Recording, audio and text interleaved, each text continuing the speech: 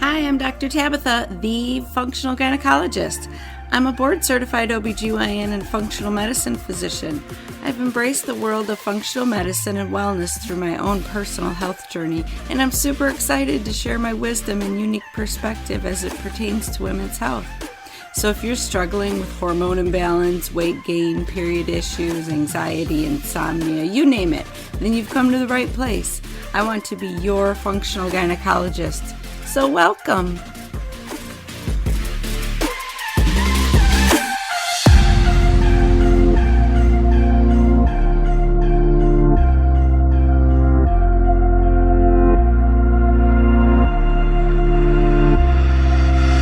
Hi ladies. So I'm really excited about this episode because we are talking about autoimmune disease processes. You know, my guest today specializes in lupus because she has her own personal story of being diagnosed with lupus and overcoming it and getting control of that.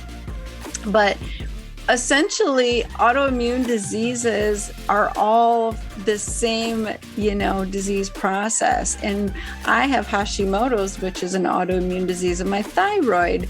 And many people have celiac disease or rheumatoid arthritis, psoriasis, other autoimmune conditions. And at the core of the development of autoimmune disease, I want you to understand you have to have the genetic propensity. So you have to have certain genes to be activated or triggered. You have to have a trigger that, turns on these genes. And then you have to have a leaky gut or increased intestinal permeability, which we all have at some point in our lives because our endothelial lining in our gut, which is one cell layer thick, it's what's, separating the food we're digesting and our bloodstream.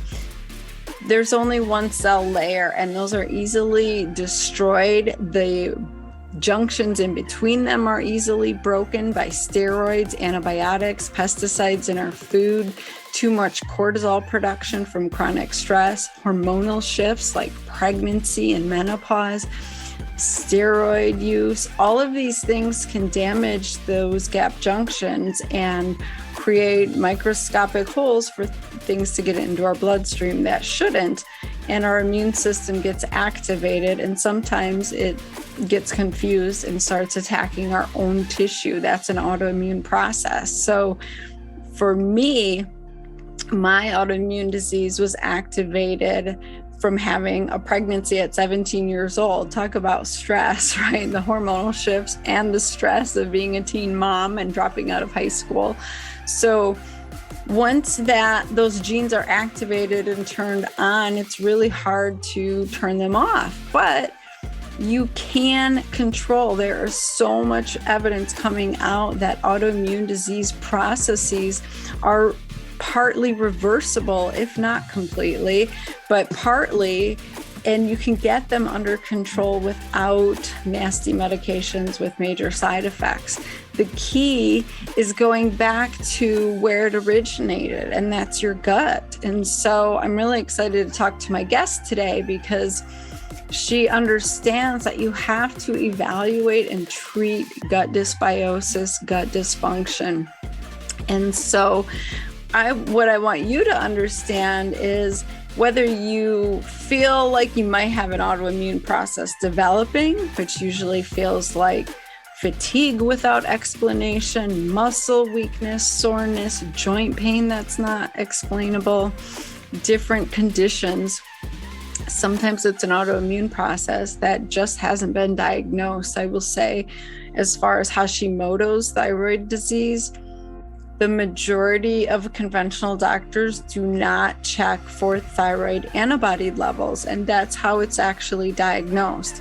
So you might be diagnosed with hypothyroidism, but if they didn't check your antibody levels, you might have an autoimmune process that you don't even know about, and that's why taking Synthroid or other hormones for your thyroid doesn't make you feel better because your thyroid is still being attacked by your immune system. So as long as that attack is inappropriately happening, you'll never feel better. You'll always be in a state of inflammation. So this is a really good episode for everybody to listen to, because I guarantee that you know somebody who has an autoimmune issue or who has a chronic condition that they really haven't figured out or been able to get control of and feel better and reclaim their health. So this is a really common issue, unfortunately. But share this with everybody you know, spread the love, spread the wisdom, because we need to help each other feel better and live the amazing lives that God put us on this earth to do. And we have to do that as sisters in a community, because we can't do things alone. It doesn't work. So I love sharing stories and learning from each other's experiences. And I know that you have your own story and your experiences, and I would love to hear about them. I'd love to shout you out on here. So, if you feel compelled to share your story, you can always reach out and let me know, and I can share it on here, because women, you guys need to know that you're not alone. I promise. I might look put together. I might have accomplished a few things or whatever, but I still struggle on a daily basis. And so autoimmune is near and dear to my heart. So it's really empowering. It was super empowering to know that I could impact my disease process and how I felt physically by the choices that I was making every day. And when I chose to do things differently, I reclaimed my health. So I really want you to feel empowered. Share this with everybody you know. So let me just mention my guest. She's super awesome. Her name is Margaret Romero. She's a nurse practitioner. She's Columbia trained. She utilizes functional medicine to treat chronic illness, autoimmunity, and women's health issues. She's been a clinical instructor and taught functional integrative medicine at Columbia University. She is the host of the Sacred Medicine podcast and author of From Flare to Fabulous, 25 Things You Must Do to Avoid Your Next Lupus Flare. So even if you don't have lupus, this is a good episode. Okay. All right, here we go. Well, welcome, Margaret, to the Functional Gynecologist podcast. Thank you so much for having me, Tabitha. I am really excited about this conversation because I feel like so many women are either diagnosed with autoimmune way more than when I was in medical school, or they are showing up like an autoimmune type presentation. Are you seeing the same thing? I mean, it is all I see. I mean, I don't know if it's because it's my specialty, but it just seems to be this growing epidemic. For sure, autoimmunity in women. Absolutely. Yeah. Why do you think that is? Gosh, there's so many contributing factors. And I think that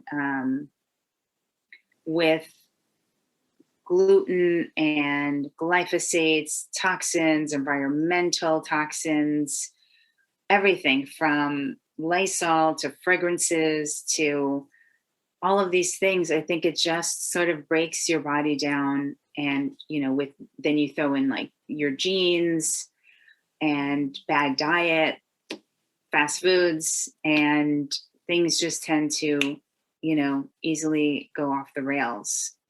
And so, we could definitely talk about some of the things that I've been seeing in terms of what I'm finding when I have patients who come to me with autoimmune conditions. So, I would love for you to share with my listeners your story of how you ended up being diagnosed and why do you think that all happened to you? Okay. So this was way back in 2006, and I had your typical lupus symptoms. Initially, it started with just like a sore wrist, like just my joint, my wrist, and then it would go away, and then it would go to a different joint, and it's just like, what is going on? This is way before I was into like autoimmune or any of that stuff. And so it progressed pretty quickly, and I was in the hospital, and I had multi-organ involvement, lupus nephritis, and with everything like liver functions through the roof, pleurisy, enlarged heart, muscles and joint pain so severe. Like it was so hard for me to walk. I just ached from head to toe. Even like my movement of like my scalp would hurt. And it was a very, very hard time in my life, very difficult period in my life. And I'll tell you, one of the first things that started turning things around, and I knew that I was going to make it out, and do a lot better, was one day I at the time, actually, my parents were taking care of me. And so my mom was cooking. And after almost every meal, I would notice that my knee joints would get really red and swollen. I'm like, what is going on? So I went to see the rheumatologist. This was right, like maybe a week after I was hospitalized. I was out and I was home, and I went to her and I said, listen, I really think that we need to check for like celiac disease, because every time I eat, I don't feel well. Like there's something going on. Yeah. I want to get a gene test and I want to get this done. I think it's really important. And she's like, no, just save your money. You're not going to need any of that stuff. Just take your medicine, which, by the way, was 20 pills each day. I was a hot mess at the time. Like my hair, I'd wake up and there would just be like so much hair on my pillow. It would just, you would just do this and it would come out. I gained like 30 pounds of water weight from all the steroids they had given me. It was just, and I wasn't feeling any better. Right. 3 pills later, and I'm a hot mess and I still feel like crap. And so after she said no to me, I found a way to get gene tested. Comes back that I have 2 non-celiac gluten sensitive genes. And I was like, oh my God. And almost immediately I decided I became gluten-free. I cookbooks. I attended cooking classes. I went online. And at the time, gluten-free was not like as big as it is now. And so I did everything on my own. I just was determined to feel better. Within 1 week of being off gluten, the joints in my knees, the redness was gone. There was no more pain. I'm like, oh my God, why didn't she want to test me? Though I think that even if she tested me for celiac, even if she did like the blood work, it wouldn't have showed up anyway. So I ended up, thank God I had this gene test that allowed me to see that I had these 2 non-celiac genes. And so that changed everything for me. And after that, it took me a couple of years to like really figure it out, because I would eat a certain way or take supplements, and I would figure out what was going on. I would draw my blood like 5 times a year to, okay, well, I did this protocol, and then I would get blood work to see if anything changed. So aside from that, I was doing all of the functional tests as well. So that's, we can definitely get into all of that. But the very first thing I discovered was that my body did not like gluten, and that it was like, it was like the tipping point. Though I will say that symptoms began a few years before that wrist pain started. And I was having GI issues. I was like severely constipated. And I'm like, what's going on? I would have to go to get a colonic in order to like move. And it was so bad. And so at the time, I did not know the connections as I do now. I just didn't. And so anyway, I learned so much more once I did my stool testing and all kinds of other labs that they had never done for me that I discovered. I mean, I have no idea where I would be now if I just continued on their regimen. Yeah. I have no idea, honestly. Yeah. I mean, you probably would be in kidney failure at this point, right? On dialysis. My goodness. Right. It's really scary. So, I mean, when I think of autoimmune diseases like lupus, Hashimoto's, celiac, rheumatoid, I think of them almost as the same disease process, just affecting different parts of our body. Would you agree? Yes. Yes. Yeah. So many patients and people get caught up in like figuring out their diagnosis so that they can get the appropriate treatment, because that's what conventional medicine has trained everyone to think, right? Absolutely. Until you have that diagnosis, we can't give you the correct medication. When in fact, I encourage patients to not wait until they get the diagnosis of like lupus. If your ANA is positive and nothing else is showing up, let's intervene. Let's reverse this, right? Absolutely. Oh my gosh. Yes. I have talked about this so much on Instagram, and do not sit on a positive ANA. And the majority of my patients are being told that, oh, you have no symptoms. There's nothing we can do. Like, come back when you start to have symptoms. Right. Come back when you have the diagnosis. Exactly. Yeah. So can you talk about lab testing a little bit and what that looks like? I mean, I just want to intervene as soon as I see any red flags, even just symptoms, right? Definitely. And even with a positive ANA and no symptoms, we are investigating this. We're definitely digging deep.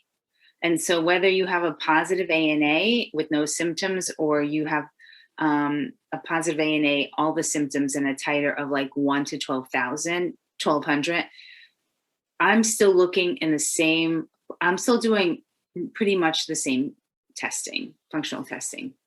Yeah. So explain to my listeners, like, what would that even look like when women are first starting to work with you? Okay. So one is I get the lab testing, and a lot of people come, they're like, well, I already had all my blood tests with my rheumatologist. And I'm like, okay, to diagnose you, but not to really find out what else is going on and what else is involved here. And so what I do is I check for, depending on the age and all of that and symptoms, I'll always check for all, vitamins deficiencies. I'll check for, sometimes I'll just do a quick like heavy metal panel, chronic infections. I'll check insulin, I just don't want any elevated insulin. I just do the gamma MTHFR, and just checking to see where there's deficiency, because typically people with chronic illnesses are very deficient. They're run down and their bodies are like so depleted, and they have very little stores. So that's where I start, is blood work. And then the second thing is the stool testing, comprehensive stool test. Yeah, I couldn't agree more. I mean, we know autoimmune disease is activated through our gut, right? Can you talk about that a little bit? Oh my gosh, yes. So one of the things that, your immune system, like, if you want to worry about anything, let's just always worry about the condition of your gut, because that will determine how well you are and how, if you develop any chronic issues or not. And so I think it's so critical. I really wish that these stool testing was just sort of part of mainstream. Like, everyone just gets them. It's once a year. It would be amazing. Do you know how many people would not be so sick? The thing is that there's also, you kind of need to know how to read the test. If you don't know about, the different types of like Firmicutes or Bacteroides, then, my brother's a physician, he's an MD, and I showed him results one day because I wanted to just see. So I gave him a piece of paper. I'm like, hey, look, do you know what this is? Do you understand what these words mean? He's like, no, I don't know what that is. And so you need to have someone that's going to know. Plus, he wouldn't know about some supplements. And so it's not the type of stool test that you would go to like Quest and submit your stool.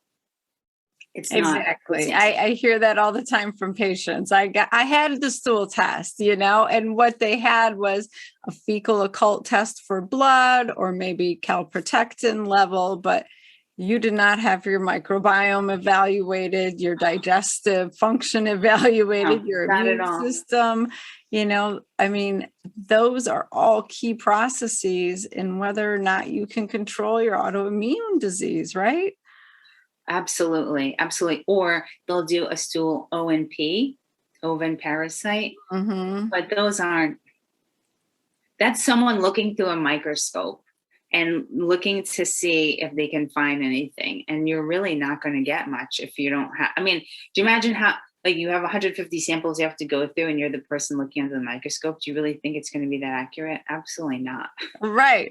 With all the stool that's in you and you give that one little sample, you very well could miss a parasite or a worm or Oh yeah, definitely. absolutely. Yeah. And it doesn't tell you, like you said, microbiome or anything else, honestly. So plus, it even if they, I don't even know if they look for H. pylori in ONP. Is ONP No, they don't. No. So that is usually done by a breath test.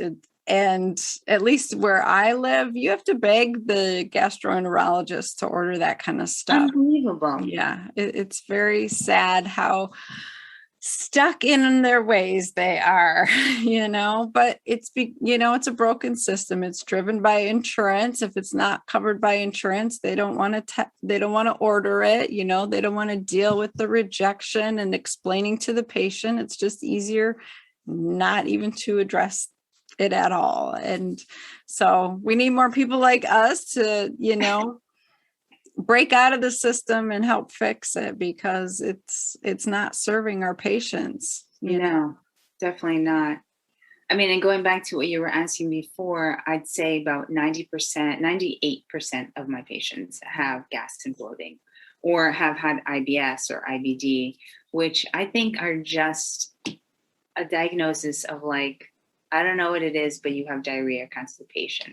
You have IBS. Mm-hmm. And it's not really, but why? No one's ever asking, well, why do I have this? And so it's just the gut is one of the most important things, if not one of the most important things to get done if you have autoimmunity. Mm-hmm. Okay. So you are looking for all of those different systems: thyroid, adrenals, blood sugar. You're looking for vitamin and mineral deficiencies. You're evaluating the stool for gut function and balance. And, what are the big differences of how you would approach, beside the testing, like when you're talking about like, here's your treatment plan, how is your approach different than a conventional practitioner?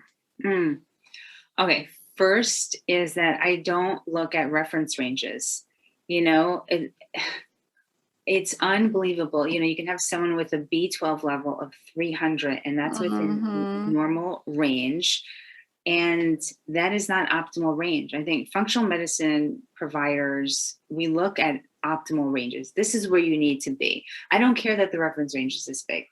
Yes. This is where you need to be. Mm-hmm. And so I think that's first and foremost when it comes to the biggest differences there.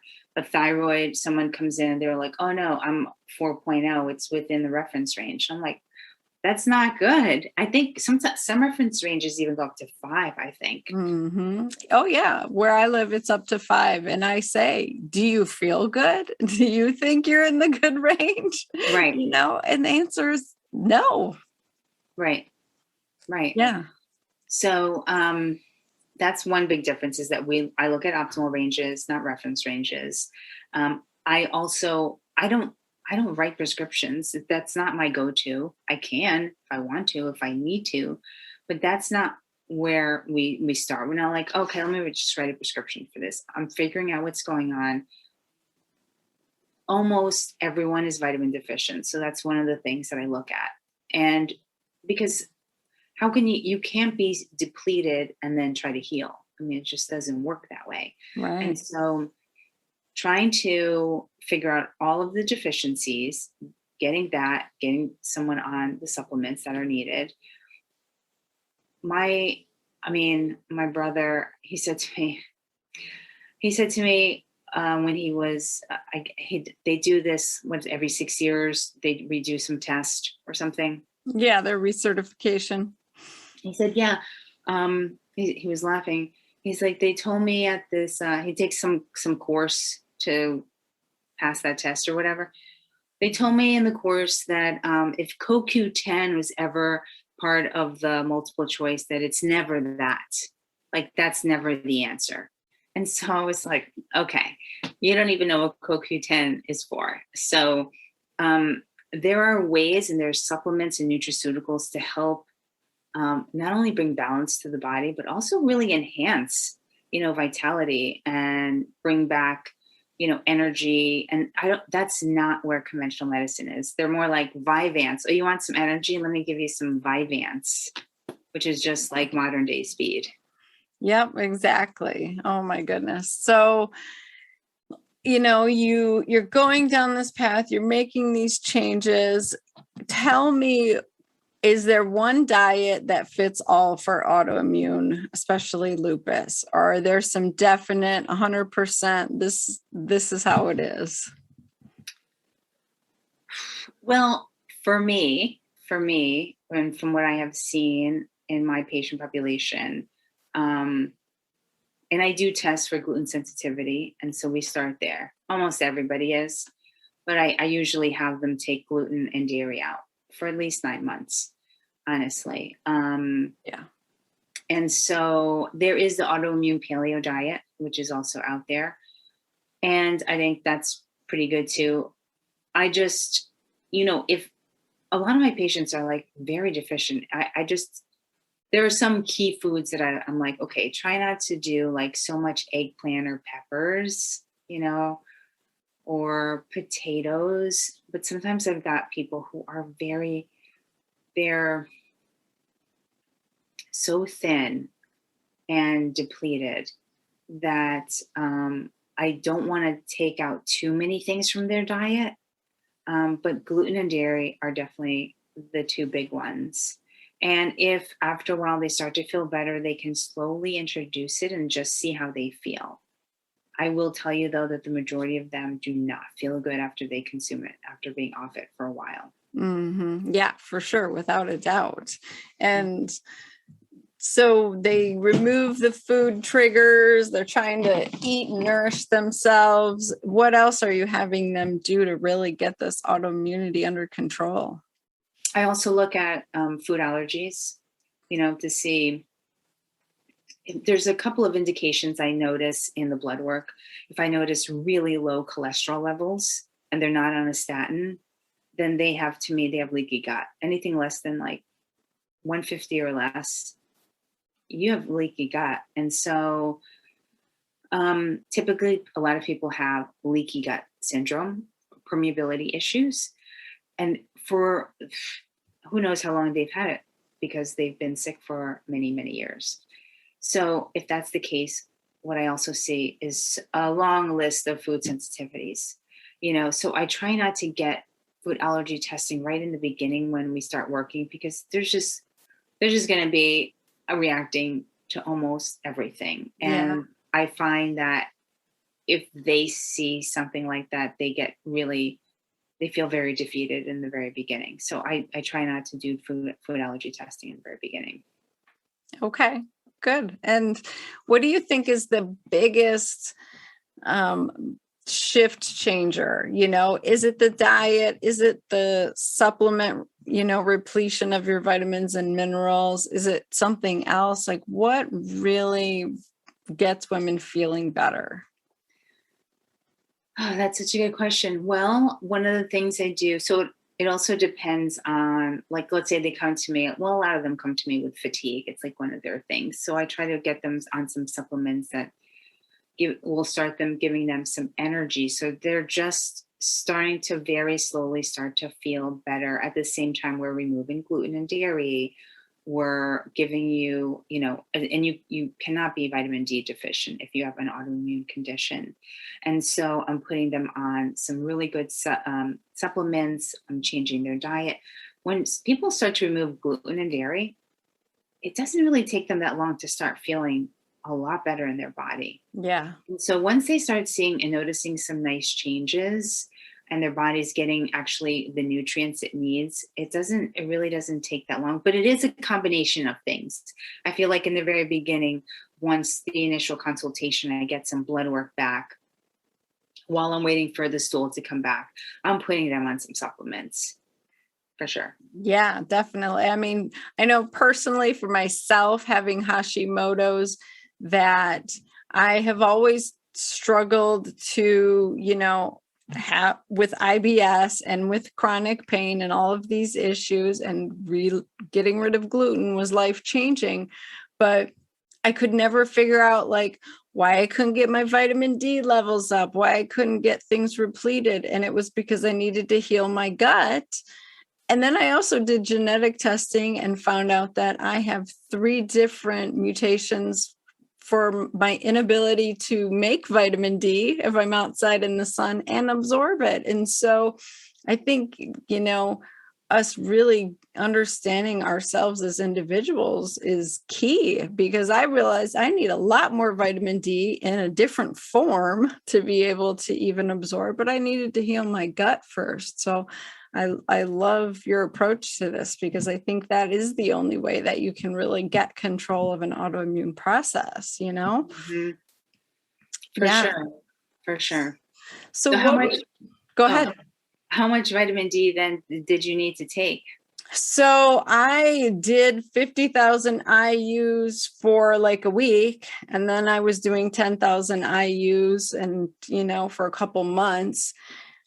I fluctuate. I'm not the best supplement taker. I'll admit that, I go in waves. I do my best, and I definitely can empathize with my patients, because sometimes you get feeling like it's a lot, but you have to remember why you're doing it. And when I stop taking it, I don't feel well. And so then I start taking them again. So, I would say that I'm usually in the 5,000 to 10,000 a day range. Living up in Michigan, I rarely see the sun, and when I do, you're supposed to wear sunscreen. I don't usually, but I don't make the vitamin D that I need. And so I thought that was a really interesting piece of my own information that I learned in my journey. Yes, but for sure. I think that so many women just need to talk about their autoimmune journey, because it can have so many different pictures and so many variations, right? Yes. I mean, I have anyone, like Hashimoto's, there's such a variety of different autoimmune conditions. And with that, there's just so many symptoms.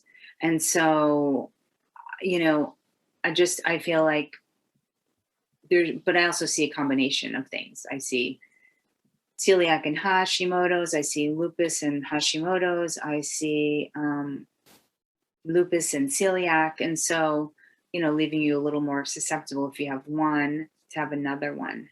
Yeah, for sure. So if someone hasn't been diagnosed with any of these actual diseases yet, but they feel like I must have an autoimmune issue going on, because I'm having chronic fatigue, unexplained joint pain, muscle weakness, things like that, what do you recommend they do first? Should they really go after testing and try to figure out that diagnosis? Well, first, I would probably do an ANA and an anti-DNA to see if they actually have an autoimmune condition. I do have a lot of women who come to me who are just like, I don't feel right. Like there's something wrong. Something's off. And they haven't had blood work, or they have just like a CBC, a CMP, and a urine dip. And we found nothing. You're fine. Yep. Which is not, because nobody is actually looking, in the right places, or doing a very in-depth lab work to really, know what's going on. So what I think most women, when they come to me and they feel like that and they have not had any testing, I do test for ANA and anti-DNA and everything else that I initially talked about, because I need to figure out, well, why is she so tired? Why is she so off? And so I do, check hormones and for toxins and nutrient levels, and it gives me clues as to what's going on and what the next step would be.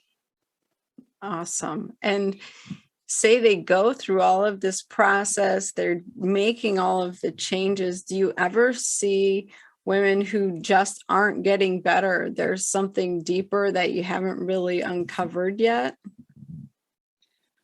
Yes. One of the things that I have in the past year and a half or so discovered is mold. And I think that can sometimes be the missing piece when people aren't getting any better. Mm-hmm. You have to think mold.